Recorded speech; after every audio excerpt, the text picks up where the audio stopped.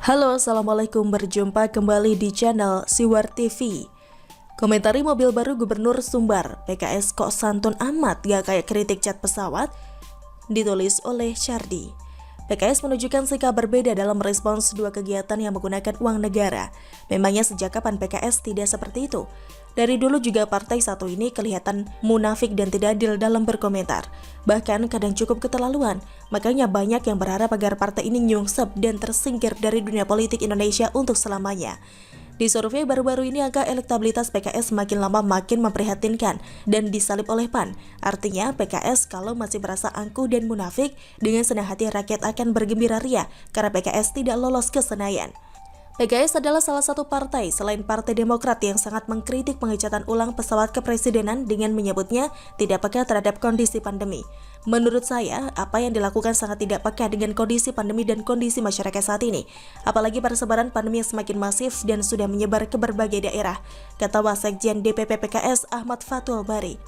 Langkah melakukan pengetatan juga tidak diiringi dengan solusi yang diberikan, sehingga masyarakat seolah bertarung sendiri dengan tantangan hidup atau mati menghadapi pandemi dan kesulitan hidup yang terjadi, katanya lagi.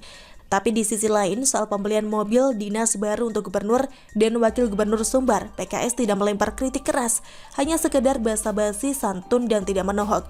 Maklum saja, gubernur dan wagubnya diusung PKS. PKS hanya mengingatkan bahwa di tengah kondisi pandemi seperti sekarang, kebutuhan masyarakat harus diutamakan.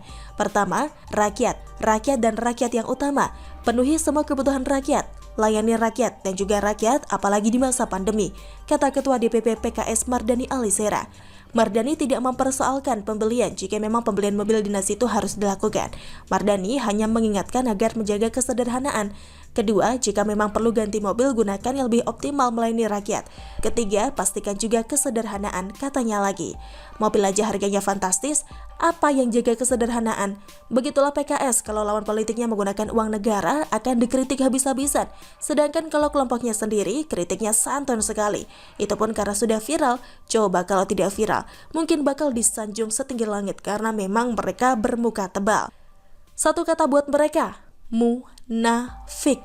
Terkenal tidak konsisten, itulah politisi. Bila lawan politik yang salah maka akan dikejar-kejar pertanggungjawabannya. Tapi kalau kelompok sendiri meskipun salah biasanya tetap akan dibela atau dikritik santun dan sopan. Galak dan tidak galak tergantung siapa orangnya. Mereka tetap konsisten dalam hal kemunafikan. Sesama golongan dilarang kritik keras dan pedas meskipun kelihatannya salah. PKS ini baik partai maupun kadernya banyak yang mengecewakan. Gunakan kedua agama untuk berpolitik, tapi isinya banyak yang tidak bermutu. Dan satu lagi, tahu Formula E? PKS mendukung terlaksananya Formula E di tahun 2022 untuk mendapatkan manfaat ekonomi, padahal biayanya fantastis mencapai angka triliunan rupiah. Komitmen fee mencapai 560 miliar rupiah.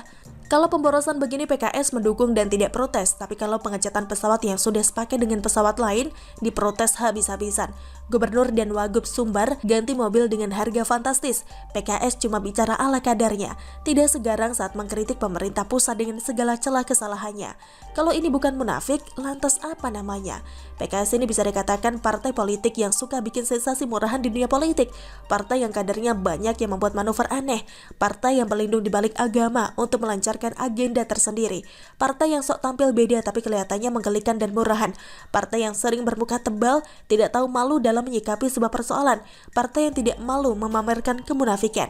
Bersama dengan Demokrat, partai PKS sebenarnya tidak layak didukung. Maunya benar sendiri dan munafik. Maunya mengkritik orang yang berseberangan tetapi ada kesan menyetujui apa yang dilakukan oleh kelompok sendiri. Kalau mau jadi oposisi beneran, sebaiknya tahan nafsu dan yang paling penting adalah ngaca. Kalau tidak bisa jadi bumerang seperti ini. Tapi bagus juga lah, biar nyungsep aja, biar ambruk sekalian. Bagaimana menurut Anda? Silahkan tulis komen Anda di kolom komentar. Jangan lupa untuk like, subscribe, dan share. Siwar TV pamit, sampai jumpa. Wassalamualaikum warahmatullahi wabarakatuh.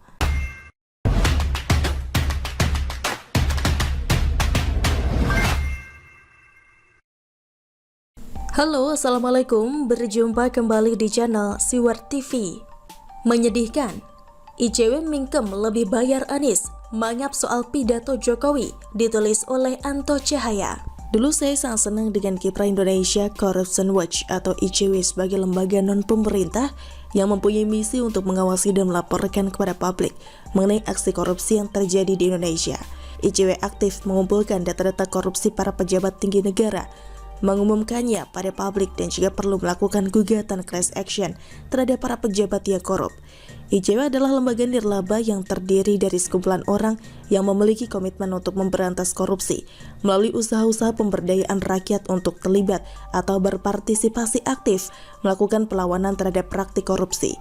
ICW lahir di Jakarta pada tanggal 21 Juni 1998 di tengah-tengah gerakan reformasi yang menghendaki pemerintahan pasca Soeharto yang demokratis, bersih, dan bebas korupsi. Dan yang menarik, meski sudah banyak para akademisi, lembaga masyarakat, pegiat sosial media kerap sindir ICW terkait kasus kelebihan bayar atau overpay yang terjadi di pemerintah Provinsi DKI Jakarta, tapi anehnya ICW tetap bungkam. Semula saya tidak percaya begitu saja, mengingat kiprah mereka yang terbilang aktif jika bicara soal korupsi. Dan di dalam organisasi ICW juga ditempati orang-orang yang selama ini sangat getol bersuara. Tidak mungkinlah mereka hanya diam saja, sedang keberadaan mereka sangat mulia untuk bangsa Indonesia. Akhirnya untuk melunaskan rasa penasaran, saya mencoba riset. Melalui Google, saya mengetik kata kunci ICW, soroti kasus kelebihan bayar DKI Jakarta. Dan memang benar, setelah saya cari-cari tidak ada satupun kasus lebih bayar Pemprov DKI Jakarta disorot oleh ICW. Tak menyerah, saya coba berkali-kali, hasilnya sama, nihil. Wah, sungguh istimewa benar kasus lebih bayar Pemprov DKI Jakarta dengan gubernurnya Anies Baswedan ini. Sakti, batinku dalam hati. Padahal ICW selama ini dikenal cerewet sekali. Bahkan soal kerawanan korupsi pun mereka kadang mengingatkan. Tapi kasus overpay Anies Baswedan ini bukan lagi rawan, tapi sudah kejadian. Kelebihan bayarnya terjadi bukan sekali dua kali, tapi berkali-kali. Tentu menjadi pertanyaan masyarakat luas, ada apa antara ICW dengan Anies Baswedan? Mengapa mingkem soal kasus overpay Pemprov DKI Jakarta yang sudah sering diangkat media, tapi mangap soal pidato Jokowi di sidang umum MPR RI pada 16 Agustus 2021. Soal pidato Jokowi yang banyak pihak memuji tersebut, ICW mengambil celah dengan menyoroti pidato Jokowi. ICW mengambil celah dengan menyoroti pidato Jokowi yang tidak menyinggung soal pemberantasan korupsi. Tidak ada yang keliru dengan pandangan ICW, karena itu memang bagian dari cara eksistensi mereka. Akan tetapi ini terasa sangat hambar. Mereka sangat jeli jika terkait dengan Jokowi, tapi tutup mata, tutup telinga jika yang menyangkut Anies. Asal yang terkait Jokowi disikapi sangat serius dan dicari-cari, bahkan orang-orang di lingkaran istana tak luput, seperti halnya serangan kepada Jenderal Muldoko yang terkesan mengada-ngada. ICW malah menuding Ketua Umum Himpunan Kerukunan Tani Indonesia atau HKTI Muldoko berburu rente dari upaya memperkenalkan obat COVID-19 Ivermectin. Bikin rakyat tergelak tawa. Sudah seharusnya ICW minta maaf kepada masyarakat. Ngawur, membunuh karakter orang. Jadi sikap ICW saat ini pas